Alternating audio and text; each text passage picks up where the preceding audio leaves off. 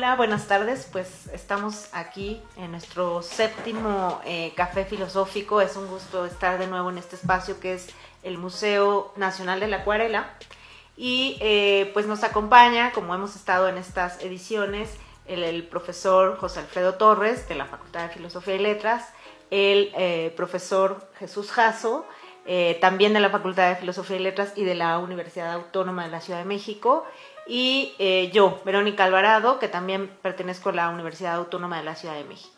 Hoy nos convoca un tema, digamos, central de la filosofía, un tema que siempre está presente, aunque pues tendríamos que pensar cómo se ha abordado a lo largo, por ejemplo, de la historia de la filosofía, o cómo se ha abordado por algunas pensadoras o pensadores, ¿no? Y eso es, digamos, lo que hoy trataremos de pensar juntos, ¿no? Con ustedes.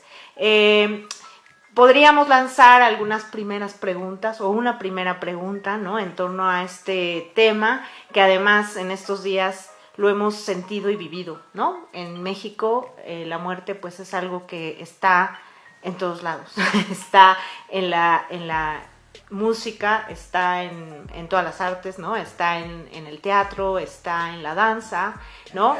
En la literatura, está, digamos que en todo aquello que volteamos a ver en estos días en México, pues ha sido una presencia fuerte, ¿no?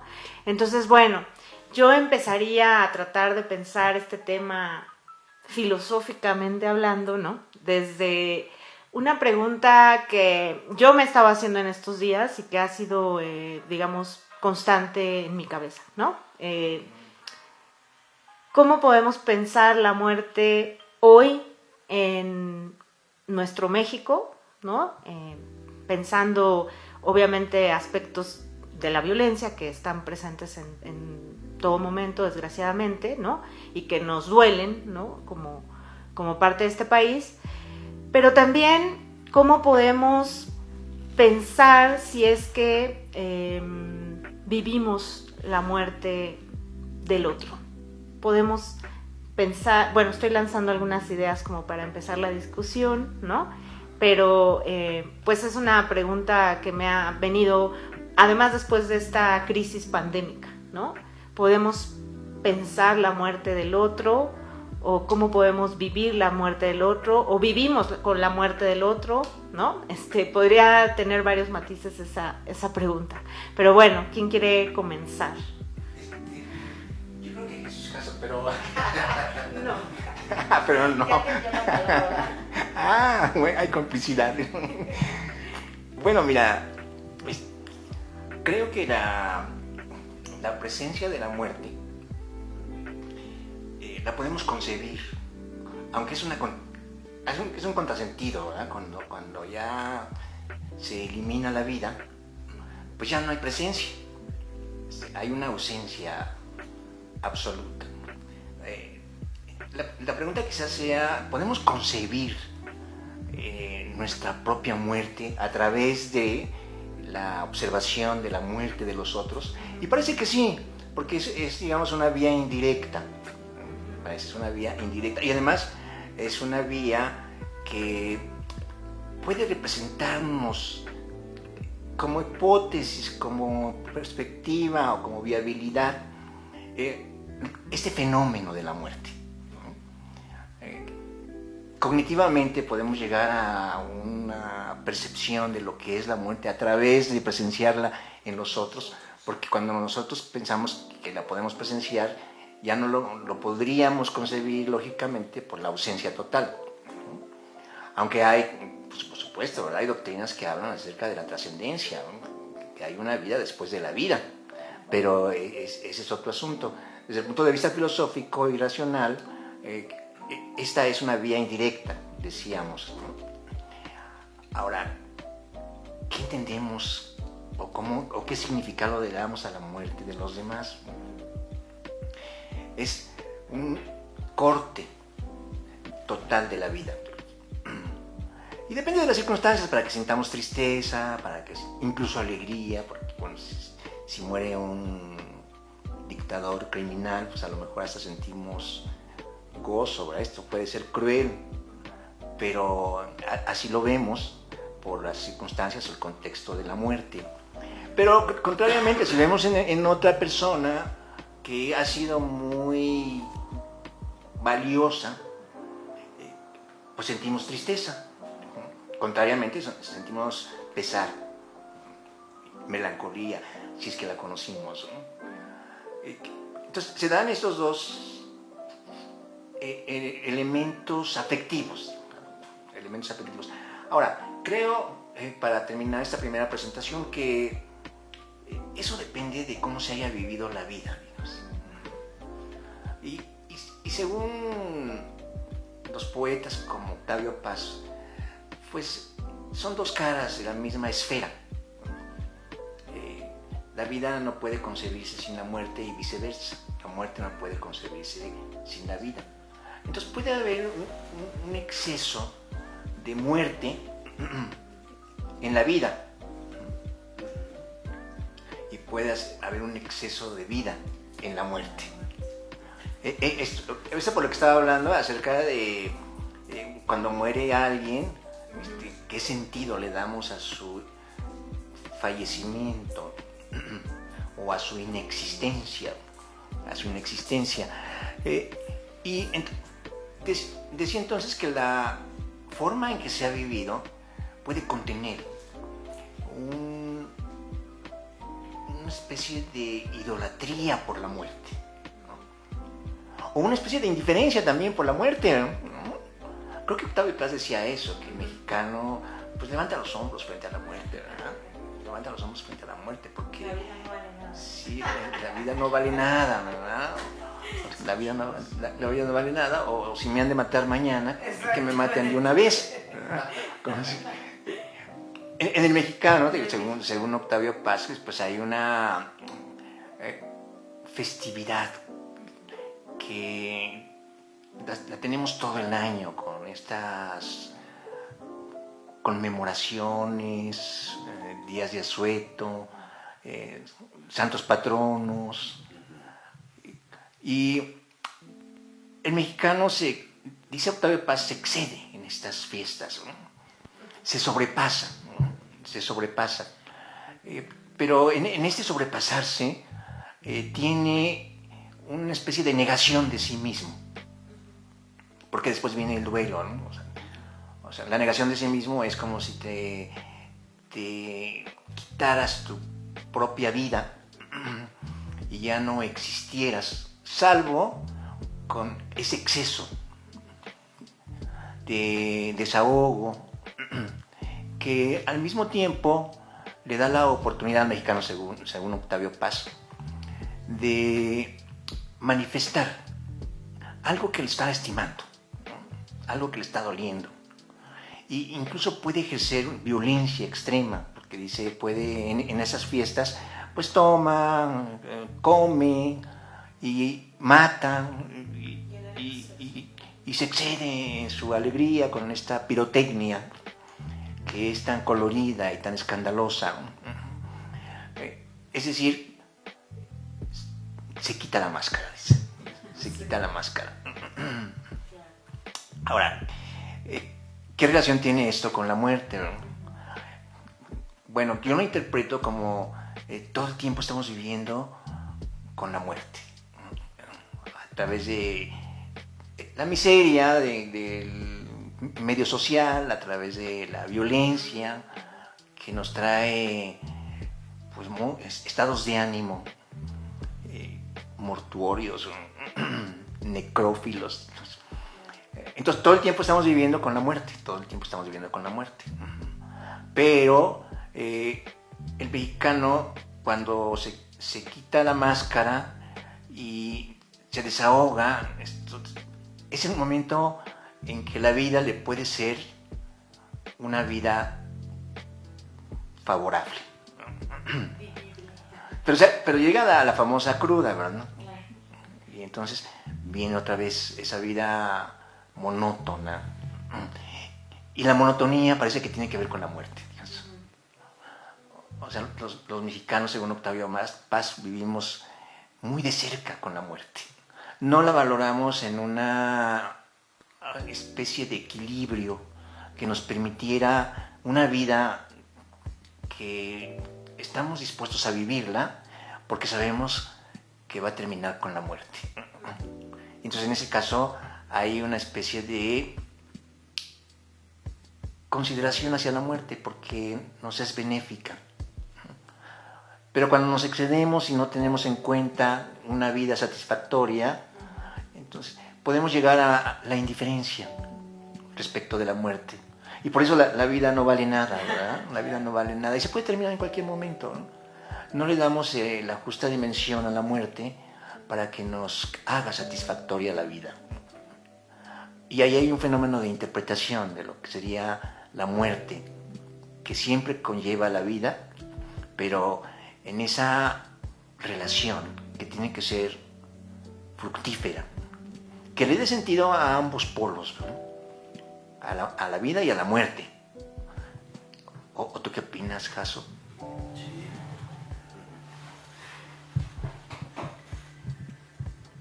Sí, la verdad es que el tema de la muerte es un tema muy importante porque, a ver, partamos de la base que es un fenómeno que nos va a ocurrir a todos. Entonces, en ese sentido, pues, ante esa seguridad, ¿no?, nos produce lo que ustedes están diciendo: indiferencia, tristeza, incluso depresión, ¿no? O sea, de gente que ha tenido una experiencia de perder seres tan queridos en su vida que simplemente el pensar en el tema de la muerte es un tema escabroso que no les gusta tocar, profundizar con ello, ¿no? Ahora, también creo que hay al menos diferentes maneras de abordar el tema de la muerte, ¿no? Como bien lo dijo Vero, la muerte es un tema tan importante que los artistas lo tocan en sus diferentes creaciones, nosotros como filósofos desde diferentes enfoques y corrientes filosóficas, la música, ¿verdad? La música también está muy presente. Estas citas que acaban de decir ustedes, pues bueno, son citas de canciones que en México, cuando estás de fiesta o no de fiesta, las cantas con un ronco pecho, ¿no? Y te llegan y les das el significado que tiene para ti de acuerdo con tu propia vida. Sin embargo, también creo que hay que pensar a la muerte desde diferentes dimensiones. La muerte como fenómeno, o sea, ¿en qué consiste? ¿Cuáles son sus características? ¿Cuál es su estructura profunda? ¿No? ¿Qué quiere decir morir? La muerte como tal, ¿qué es eso? ¿No? ¿Es un tipo de entidad? ¿Es un tipo de proceso? ¿Qué tipo de cosa es? Pero por otra parte está como los dolientes, ¿no? Las personas que dejan de ver a esa persona querida y que generalmente pasan dos tipos de experiencia. Uno, esa tristeza profunda de dejar de ver a tu ser querido, y por otra parte, asimilar las circunstancias que esa persona atravesó antes de morir o trascender a otra vida, ¿no? Pensémoslo así. Son dos cosas distintas. Los dolientes, a veces nos duele tanto la gente que queremos que lo que hubiésemos querido evitar es lo que le ocurrió, lo que le pasó, lo que sintió en ese momento. Y subordinamos a eso, pues esta también gran pérdida de no tenerlo al lado, no tenerla al lado, inevitablemente. Y por otra parte también está el tema de, a ver, pregúntale a la persona que está en ese proceso para morir, o a aquellas personas que ni siquiera vivieron ese proceso. Son como tres cosas que están alrededor de la muerte, pero evidentemente nos permiten una reflexión completamente diferente, ¿no? O sea, nosotros como filósofos parecería que aquellos que se ocupan de este fenómeno tendrían que decirnos de qué trata, ¿no? Es decir, cuál es su por decirlo así, su base ontológica, ¿no? Su composición ontológica. ¿Qué es eso de la ausencia? ¿Qué es eso de perder la voluntad, de desaparecer, ¿no? Como estamos acostumbrados a ocurrir en lo cotidiano. Y por otra parte, a mí me llama mucho la atención, y aquí me quedo con mi primera participación, en que la muerte es algo que nos afecta tanto que muchas veces caemos en este punto de indiferencia, pero muchas veces tenemos que aprender a entender que eso es algo que no privilegia o que no le ocurre solo a un sector. Nos va a ocurrir independientemente si somos lógicos, somos filósofos, somos biólogos, carpinteros, taqueros, reyes en algunos países del mundo con sus monarquías. A todo mundo nos va a ocurrir eso. Entonces, creo que lo más importante y que creo que está ausente en nuestra formación de vida es que no tenemos contextos de aprendizaje en torno a la muerte. Nosotros como niños, como adolescentes, difícilmente nos enfrentamos a un curso que trate de eso, a una charla que trate de eso, porque la gente incluso dice, pero si están muy niños, están muy jóvenes, ellos es la pura vida, no hay que hablar de esas cosas. No, todo lo contrario. Creo que parte de nuestra gran tristeza y la poca capacidad que tenemos de manejar el fenómeno es porque no es un tema que se ha incluido en nuestro crecimiento cotidiano desde que somos niños. Y eso creo que cambiaría nuestra percepción en general, no solamente de la muerte, de la noción de ausencia, de pérdida, ¿no? Que está presente en muchos procesos. Perdemos todo el tiempo, tú lo dijiste, ¿no? Todo el tiempo estamos...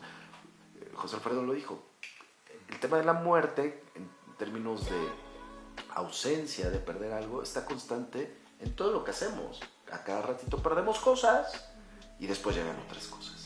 Y eso nos genera mucha angustia a veces. Una aclaración rápida. Sí. Me llama la atención que digas que no tenemos un curso, ¿no? Por decirlo. Sí, a lo mejor habría que implementar un curso. Pero sí tenemos una visión, una cosmovisión, que normalmente la asociamos con una cosmovisión cristiana. Aunque no seamos creyentes, la tenemos como un discurso que está incidiendo en nuestra configuración de este fenómeno de la muerte. Y quizás esa cosmovisión cristiana acerca de una muerte que va a tener continuidad para la vida, es una ultra vida, hace que tengamos ciertos parámetros o ciertas coordenadas que nos orientan acerca de lo que nosotros vamos a entender por la muerte. Aunque insisto que un problema filosófico es si podemos concebir nuestra propia muerte, ¿no? O sea, no la podemos concebir, pero sí podemos concebir a través de estas explicaciones religiosas dónde vamos a estar después de la vida. De acuerdo con estas alegorías, estas consejas, estas metáforas, que tienen que ser eso, porque no podemos llegar a un fenómeno que no hemos tenido oportunidad nunca en la humanidad de evidenciar, porque perdemos todo contacto con lo sensorial y con lo anímico, digamos. Ahora, en este panorama de las concepciones acerca de la muerte, pues hay concepciones históricas acerca de la muerte. Por ejemplo, en el mundo prehispánico, pues la muerte se consideraba como una necesidad. Por ejemplo, los sacrificios de lo que llamaban las víctimas, que tal vez nosotros las llamamos víctimas, pero no es el término adecuado dentro de ese lenguaje, ¿no? Entonces esos sacrificios eran sacrificios que daban vida. O sea, eran necesarios para que continuara este cosmos en un eterno retorno, digamos. Y entonces era una muerte social, porque la vida social estaba en función de esos sacrificios sangrientos para alimentar a los dioses y su voracidad por la vida, digamos. Nos tocaba. Ahora, esa es una visión, ¿no? Entonces es una visión social de la muerte como dadora de vida a través de la intermediación divina. Pero bueno, viene el cristianismo y el cristianismo ahora nos quita ese sentido social y cosmológico y deja la muerte en manos individuales. Cada quien es responsable de su propia muerte y cada quien la va a sentir. Y la muerte se ha vuelto individual, no social. Entonces, mi idea era, dependerá del contexto cultural, histórico, cosmológico, religioso, para que entendamos qué sentido tiene nuestra muerte. Y si acaso podamos enunciar objetivamente algunos rasgos de lo que sería este fenómeno de la muerte. Y la otra pregunta filosófica sería si podemos ser más objetivos. O sea, podemos ser más objetivos acerca de la propia muerte. O estamos enclavados en una representación que es limitada a ciertas cosmogonías o a ciertos mitos o a ciertos elementos que incluso tienen que ver con un poder que se representa a través de la muerte. Bueno, ahí están las dos posibilidades. Y sería muy interesante cómo estos dos caminos o vertientes se reflejan en conmemoraciones como las que hacemos el Día de Muertos, ¿no? O sea, ¿dónde están esos puntos específicos del Día de Muertos que tienen tanto de un polo como de otro, pero contextualizado, ¿no? Y de ahí podemos sacar objetivamente algún rasgo mortuorio. Bueno, esta es una pregunta filosófica que además es interesantísima, me parece a mí, porque estamos conmemorando la muerte. Pero al conmemorar a la muerte estamos conmemorando a la vida, digamos. O la estamos despreciando, digamos. En México, ¿verdad? En el Día de Muertos. ¿Tú cómo ves? Pues otra de las preguntas interesantes de la muerte, ¿no? Porque siempre la pensamos con la vida, como ya habías tú mencionado y como lo ha dicho Jesús, ¿no? No podemos pensar la muerte sin la vida, ¿no? Y digamos, pensaba yo ahorita que mencionabas a algunos autores, el mismo Machado, ¿no? Siempre habla de la vida y la muerte como este par dialéctico que no podríamos comprender todo lo que nos sucede en la vida si no pensamos que hay un fin, ¿no? Pero ¿cómo pensar ese fin? Que es lo que decías, ¿no? Como un fin de la vida, como digamos, como este fin de la vida o como este lugar del inicio de otra vida, ¿no? Entonces, que digamos, el cristianismo ahí nos dio esa opción, ¿no? Y para muchos es la opción, esa vida trascendente después de la muerte. Entonces, si pensamos que esta vida es la que realmente es y la muerte es solo ese fin, ¿no? Entonces, ¿cómo pensamos esa vida, ¿no? ¿Cómo pensamos, por ejemplo, lo decías con los niños, la adolescencia, ¿no? La vejez, es decir, por ejemplo, en Antonio Machado hay toda esta reflexión de cómo voy a llevar esa vida para llegar a ese fin, ¿no? Es decir, parecería que no está hablando de la muerte, pero en realidad está hablando todo el tiempo de la muerte al hablar de cómo vivo, digamos, todas las etapas de mi vida, ¿no? Y entonces toda esta reflexión de la etapa de mi vida, que lo ponen símbolos como el árbol, el olmo viejo, ¿no? Que se va haciendo cada vez más viejo y que va su verdor se va perdiendo, ¿no? Toda esta metáfora, por ejemplo, del árbol que va perdiendo la vida, ¿no? Pues es literariamente hablando hermosísimo, ¿no? Pero sí nos lleva a una reflexión filosófica, porque en realidad cuando está hablando de este tipo de metáforas en la poesía, está hablando de la muerte, ¿no? E incluso retoma este poeta Manrique, ¿no? Que dice, las vidas son los ríos que van a dar al mar, ¿no? Esta idea tan poética pues nos muestra que en realidad el camino que vamos haciendo, ¿no? En la vida es ese que nos va a hacer vivir aunque parezca que estoy diciendo una tontería, ¿no? Vivir de cierta manera la muerte, ¿no? También, como ahorita tú lo señalabas, por eso también mi pregunta inicial, ¿no? Pues vivimos la muerte de los demás y por eso sabemos o pensamos cómo puede ser nuestra muerte, ¿no?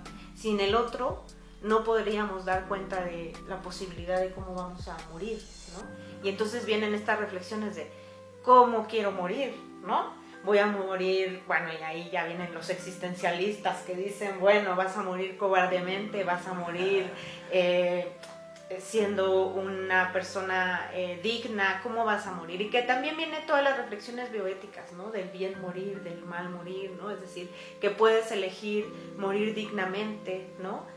Entonces viene toda también un área de conocimiento como la bioética que nos va a poder decir, bueno, tú cómo querrías morir, ¿no?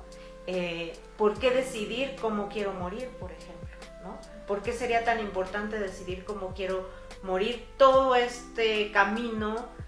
¿Cómo quiero llegar al fin de todo este camino que fue mi vida, ¿no? Que pues me parece una pregunta también filosófica y primordial.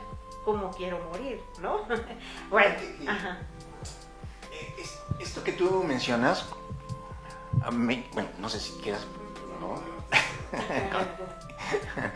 Esto que tú mencionas tiene, bueno, yo lo asocio, tiene una asociación con el hecho de cómo morir si te vas a preocupar por tu propia muerte, ¿no?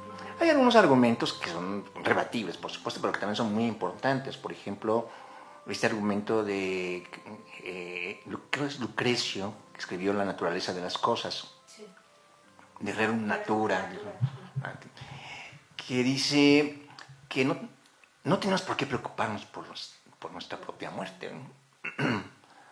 Porque después de la vida hay una aniquilación total. Entonces, claro, él es parte de una corriente helenista y atomista, que dice, una vez que los átomos se desarticulan, se separan o se disgregan, ya no hay ni cuerpo ni alma. Ya no hay ni cuerpo ni alma. Por lo tanto, es una aniquilación total. Entonces, si queremos trabajar el fenómeno de la muerte y entender su naturaleza, ya no hay naturaleza, ya no hay permanencia. Es una observación que estamos haciendo también con las personas que vemos cuando fallecen. Sí, hay una inexistencia, hay una separación radical. Entonces, racionalmente, diría Lucrecio, pues ¿por qué nos tenemos que preocupar si... Y además le añade, ¿verdad? Le añade un fenómeno post-mortem al fenómeno prenatal, que dice, bueno, comparemos. Nosotros vamos a tener una falta de experiencia total como la tenemos antes de nacer. Entonces, ¿por qué nos vamos a preocupar por la muerte? ¿Por qué nos vamos a preocupar por la muerte si esto nos causa dolor, si esto nos causa tristeza, si esto nos causa una desazón? Entonces, quitémonos de esos sentimientos que nos lastiman, porque entonces estamos inventando algo que no va a darse, en este caso, la continuidad de la vida. Y termino porque aquí hay, pero creo que va a haber ya una pausa y antes de la pausa, un aviso. Bueno, ahorita continuamos.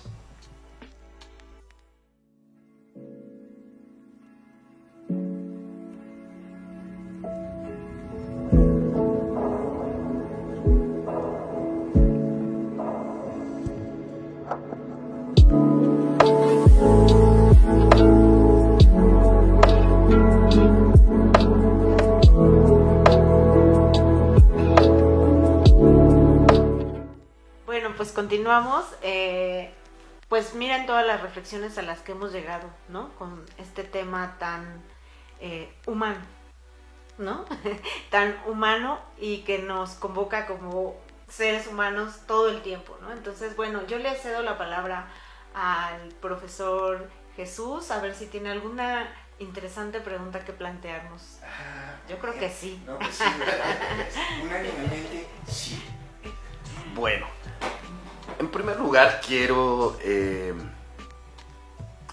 como incluir algunos comentarios que muy bien lo han dicho ustedes, ¿no? O sea, sí creo que esta manera de entender la muerte que José Alfredo nos acaba de señalar, a partir de ciertos autores, también que Vero a partir de ciertos autores nos ha comentado, creo que esto se debería de tomar en cuenta, y a eso me refería con mi primera participación, sobre lecturas, experiencias que desde a temprana edad nosotros deberíamos de tener, ¿no? Es decir, creo que mucha de la fantasía, muchos de los temores, mucho del desasosiego que nos deja el tema de la muerte tiene que ver con la poca reflexión que tenemos sobre ella. Y es algo, si ustedes lo ven, totalmente contraintuitivo, porque a la base de lo que ustedes acaban de decir, pues pensar en la muerte es pensar en el valor que nosotros mismos le estamos dando a la vida, ¿verdad? Entonces, si nosotros tuviésemos una formación respecto al vivir bien, de una manera directa o indirecta, tendríamos que tomar el tema de la muerte como un punto que realza nuestros procesos políticos, morales, de ciudadanía, que nos hacen ser las entidades vivientes que somos, particularmente los seres humanos, ¿no? Ahora, para no quedarme atrás en el sentido de citar a algunos autores, como ustedes muy bien lo han hecho, hay un autor que se llama William Blake, que tiene uno de los proverbios más interesantes, al menos desde mi punto de vista, que señala algo así, en español dice algo así como: más vale matar a un niño en su cuna que vivir de sueños no cumplidos. Por supuesto que este proverbio se puede tomar como para varios temas, pero aprovechándolo con el tema de la muerte, imagínense realmente que Blake esté pensando en que es más importante tu sueño y es más importante aún cumplirlo, porque si no lo cumples es peor que quitarle la vida a un ser inocente, ¿no? Es decir, el tema de la muerte se convierte ahí como un asunto que nos compete a todos, pero que se subordina a valores de vida que nosotros tendríamos que tener y que si no los tenemos es peor que morir. Y ahí sí me gustaría preguntarles a partir de este contexto lo siguiente. ¿Ustedes creen que podemos hablar de la muerte a partir de esta distinción roseliana de un conocimiento directo o un conocimiento por referencia, ¿no? El knowledge about of o knowledge by reference o el acquaintance roseliano? Es decir, yo puedo tener un conocimiento directo de la muerte en el sentido en que veo a un familiar o a un ser querido en un proceso de transición, pero no podría tener un conocimiento directo como una experiencia en primera persona. Generalmente son creencias derivadas que tenemos respecto a la muerte, ¿no? Esa es la primera, ese sería como el acquaintance, ¿no? Y por otra parte tendríamos, entonces, nosotros siempre estamos hablando de un conocimiento de la muerte por referencia, en términos descriptivos. Esto le ocurrió a esta persona. Esta persona tuvo un accidente y ni siquiera se dio cuenta cuando murió.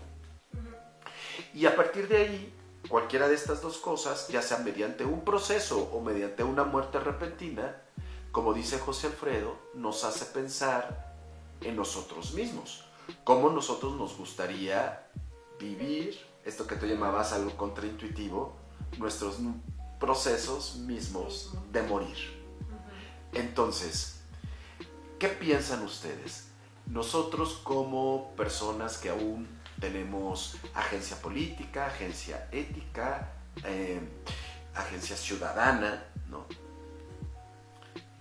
¿Podemos experimentar la muerte? La podemos experimentar y desde ahí podemos tener un conocimiento más objetivo, más real, menos romántico o menos especulativo respecto a este fenómeno que, como dije al principio, es algo que inevitablemente todos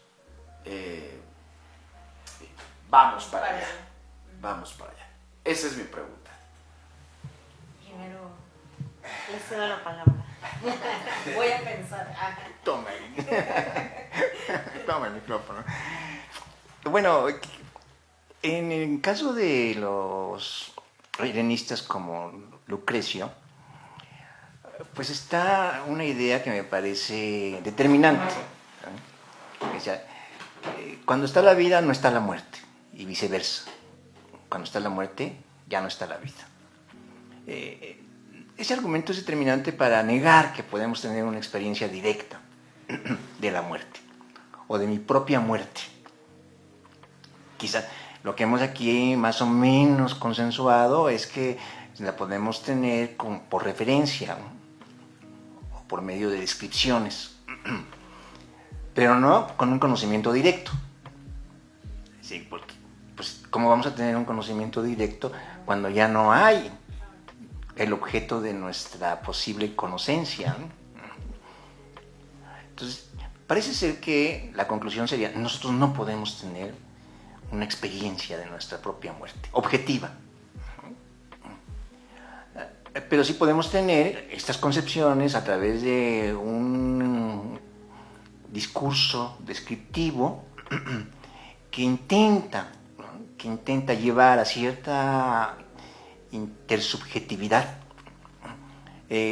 lo que serían las características propias de un hecho como la muerte, observado en los otros, no en mí mismo. Pero sin embargo me queda también un escrúpulo por lo que había dicho Vero, cuando se trata, o no sé si lo dijiste tú, cuando se trata de una persona que está a punto de morir, por ejemplo, con una enfermedad terminal, ¿no? O sea, cómo concibe su propia muerte, y entonces recurre a tanatólogos, ¿verdad? No sé en qué sentido recurre a tanatólogos, tal vez para no sentir tanto dolor, porque considera que la muerte es dolorosa, o considera que la muerte es un mal, o considera que la muerte es una tragedia, y entonces el tanatólogo le va a calmar los ánimos y le va a decir: no tienes por qué estar en ese estado catatónico. Decía que es un escrúpulo porque, de todas maneras, si no podemos tener un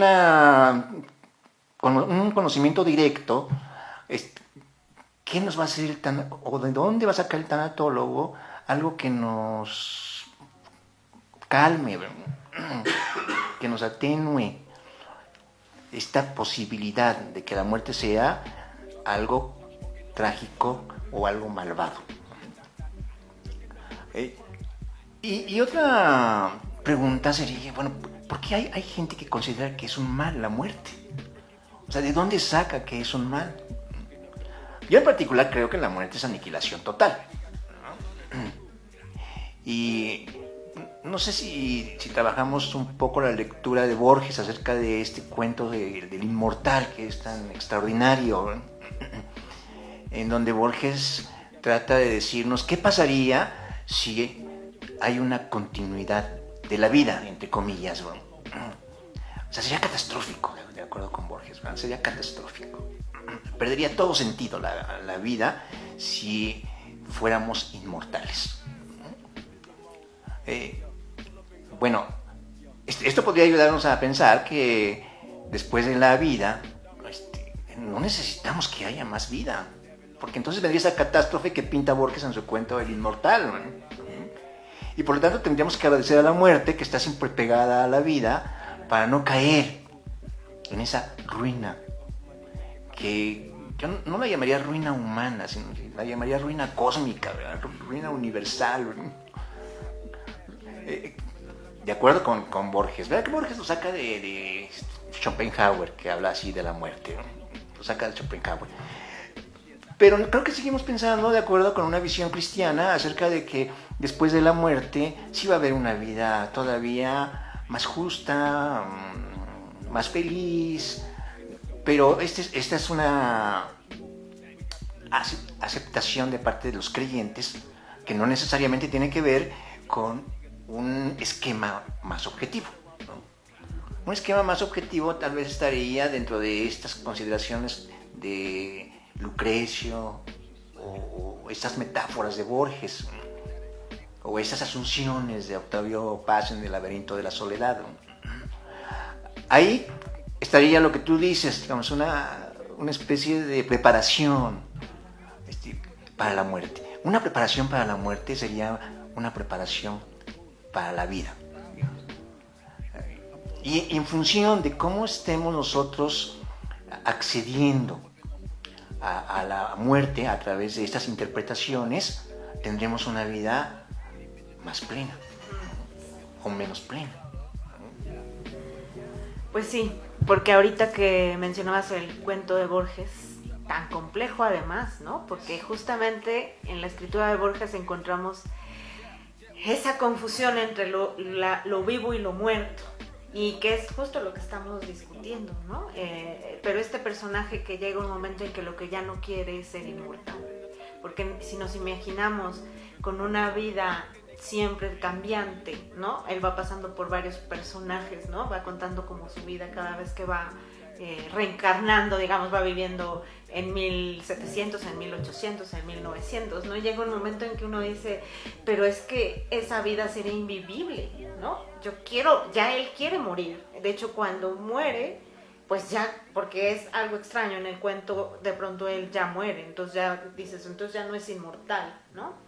Entonces, bueno, ese cuento es interesantísimo por eso, porque además Borges, con esas diferentes voces narrativas que de pronto no se sabe quién está hablando, deja claro que hay una confusión entre lo que está vivo y lo que está muerto, ¿no? Justamente. Entonces, bueno, y con estas otras reflexiones que hacías, pensaba también en Unamuno, con este texto del sentimiento trágico de la vida, ¿no? Donde justamente hay una tensión, diría yo, entre el querer y el saber, ¿no? Justamente esta idea de, bueno, no es que no sepa racionalmente lo que es la muerte, pero no quiero morir, ¿no? O sea, es como esta tensión entre decir, bueno, porque ahorita lo decías, ¿por qué pensar que no quiero morir, ¿no? O sea, ¿qué me ha hecho pensar que la muerte es algo feo, es algo malo, es algo que no quiero, ¿no?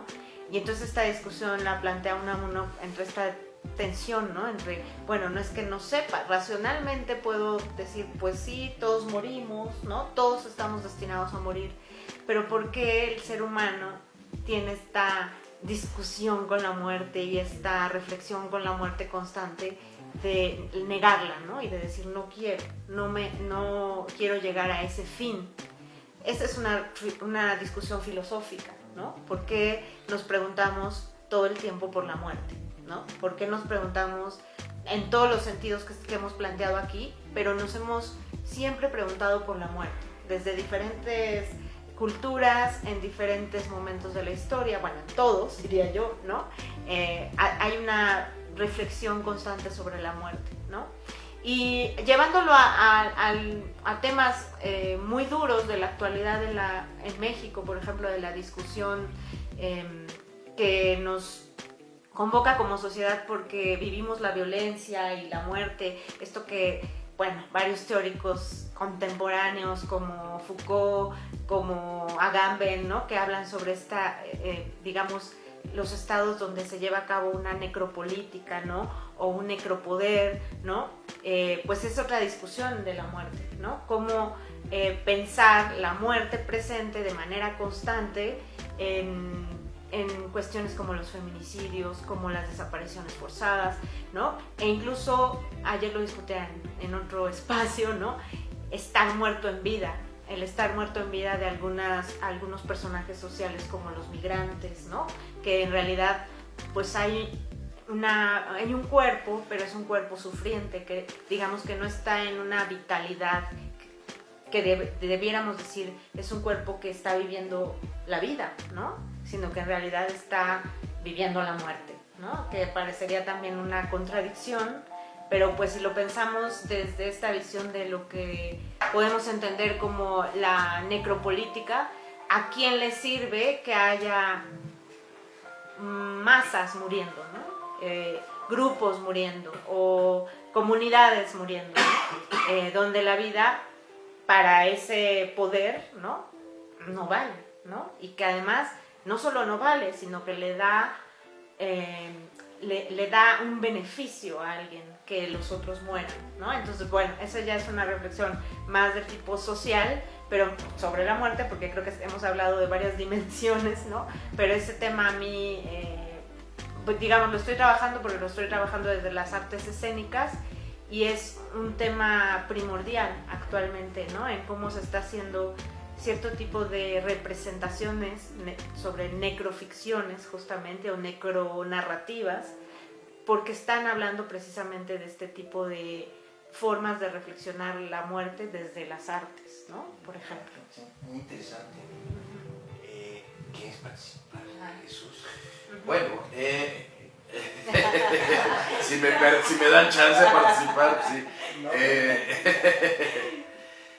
A mí me gustaría también que tocáramos como el tema, bajándolo un poco a nuestra vida diaria de no académicos o no personas preocupadas en términos disciplinarios sobre la muerte.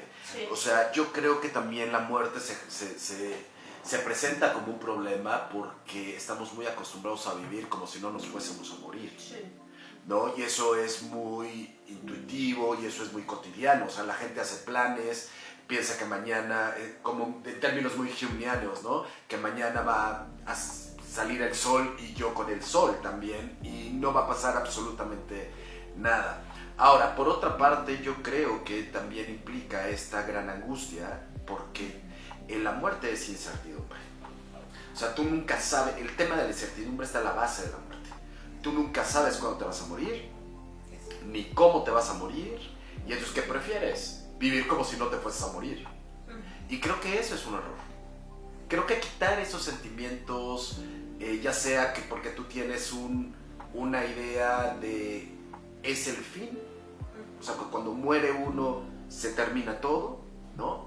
O ya, vámonos al otro extremo, no, es un paso hacia una vida más plena, ¿no? Es una transición de un estado a otro. Sea como sea, eso, who's know? ¿Quién sabe esas cosas? Con plena seguridad. El tema de la muerte se racionaliza desde diferentes tipos de creencias. ¿Cuáles de esas creencias nos mantienen mejor frente al tema?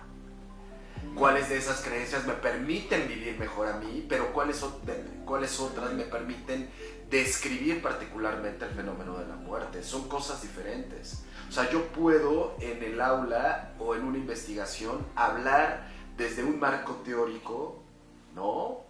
El tema de la muerte, pero eso no quiere decir que eso lo estoy viviendo yo en primera persona. Y ahí te queda muy claro que poder hablar en términos académicos de la muerte no necesariamente te da una palmadita en la espalda y te dice no te agobies, no va a pasar absolutamente nada, etcétera, etcétera. No es cierto. O sea, me parece que no, como de hombres de a pie, todos los procesos que implican incertidumbre le sacamos.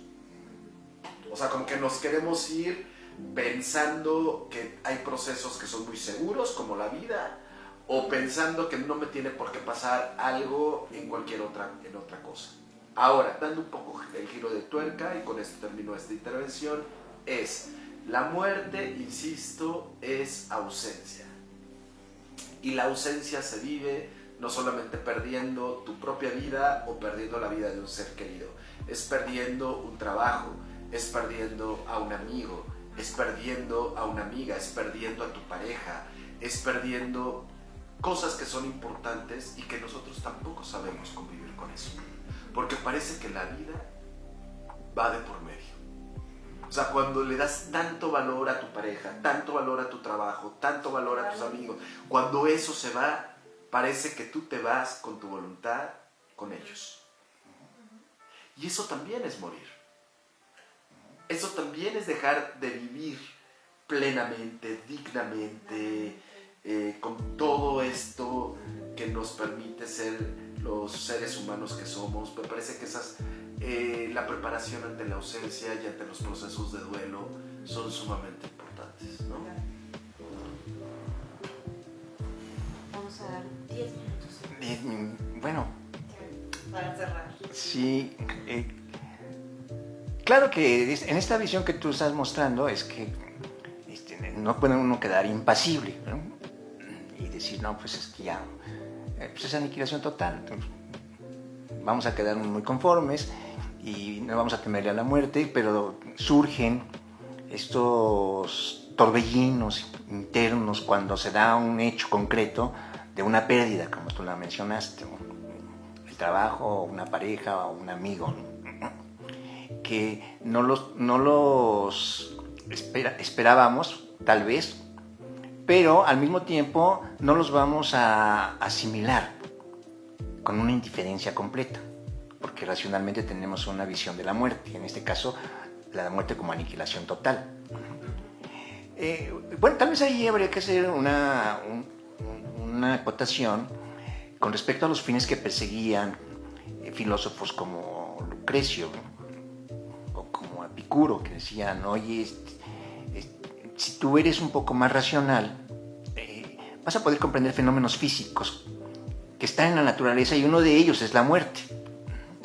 No quiere decir que todos vayamos a recibir con esa racionalidad que nos deja tranquilos. Digo, tienes toda la razón, hay una gran cantidad de estados de recepción de la muerte que muchas veces no son tan tranquilos ni agradables, ¿no? Incluso culturalmente, por ejemplo, nosotros en México, los mexicanos creo que vivimos una necrofilia permanente. Desde la muerte de la civilización indígena, a través de esta conquista europea, bueno, pues fue la muerte de una cultura que mató todo. Mató la religión, mató la arquitectura, mató el arte, la música, la danza, arrasó. Y desde entonces vivimos con un sentido necrófilo de la vida, pero muy pronunciado, porque se nos quitó lo que era la vitalidad. En todos estos estratos, o en toda esta estratificación cultural en general, y se nos impuso una nueva modalidad de vivir. Pero ¿dónde quedó esa vida que era la dimensión de nuestras expectativas y nuestras esperanzas? ¿Se murió? No la hemos recuperado. Por eso digo que vivimos una necrofilia constante, no la hemos recuperado. Una solución podría ser empezar a vivir algo que permitiera esa recuperación, esa especie de misterio que tiene la vida cuando la podemos alcanzar con una plenitud que nos satisface, nos alegra y nos vuelve sujetos imaginativos, creativos y aportativos. Bueno, ya sabemos que luego viene pues la independencia, la colonización sajona, francesa. Todavía vivimos ahí, todavía estamos en un anexionismo de parte de estas metrópolis. Entonces necesitamos alcanzar una recuperación de ese pasado, no en términos idénticos, sino en términos de recuperación de la vida que era nuestra, pero que la eliminó un avasallamiento y una conquista Desde entonces, pues creo que estas festividades de la muerte o el Día de Muertos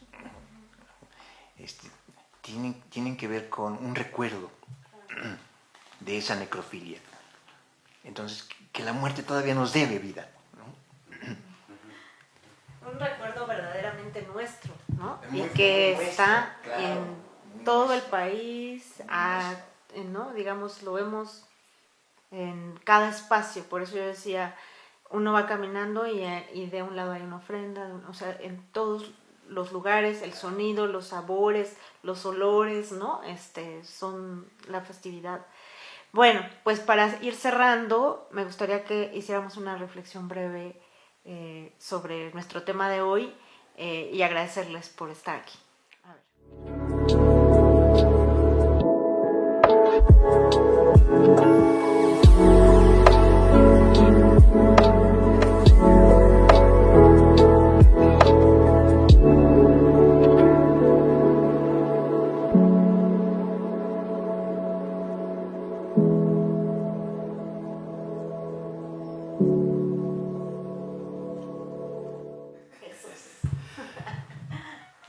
Bueno, debo decir que este tema es apasionante.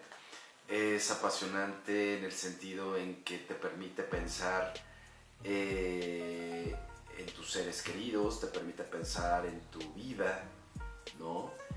Sin duda alguna, yo con lo que me quedo es que una vida completa, que se viva lo mejor posible, es aquella vida donde la muerte está presente.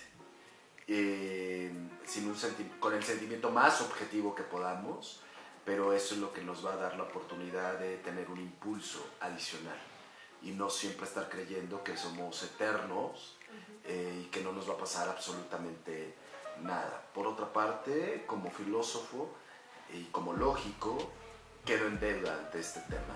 ¿Por qué? Porque creo que es un gran tema. Es hacer de la muerte un fenómeno filosófico que hay que explicar. Implicaría tomar en cuenta un crisol con varios aristas, en donde se tome en cuenta la voz del doliente, donde se tome en cuenta la voz de la persona que está perdiendo la vida, donde se tome en cuenta la presencia y la ausencia de un palpitar que inevitablemente va a sucumbir. Entonces, en ese sentido, más allá de los autores que hayamos mencionado ahorita y los que quedaron en el tintero, creo que lo que más importa es transmitir a nuestros seres queridos y también a nuestra juventud la presencia de la muerte como algo que es constante. Esa sería mi reflexión. Muchas gracias, Jesús. Sí, gracias. Por último, bueno, yo creo que sí es cierto que la muerte da sentido a la vida. Y que, como dice Borges, si no hay muerte, la vida pierde todo sentido. Completamente. Y cuando hablaba acerca de una especie de necrofilia que cotidianamente nos envuelve a los mexicanos, y también decía que la muerte nos debe vida, porque hemos sufrido varias muertes, quería decir que nos corresponde a nosotros esa inyección de vida. Tenemos que pensar la vida menos en términos de una muerte que está presente de modo apabullante. Tenemos que pensar en una muerte que está presente para infundirnos vida. Entonces, deberemos en esta historia que nos trae a los mexicanos las gestas de colonización y de muerte de culturas sucesivamente, tenemos que considerar que ahí hay una beta, que es la nuestra, para poder sacar vida de donde hay más muerte y no se han equilibrado ambos polos. Y eso creo que es estimulante. Eso es estimulante. Pues qué mejor cerrar con esa idea, con estas ideas que han planteado. Pues vamos a cerrar el día de hoy, pero saben que los esperamos el próximo Café Filosófico. Gracias. Muchas gracias. Muchas gracias.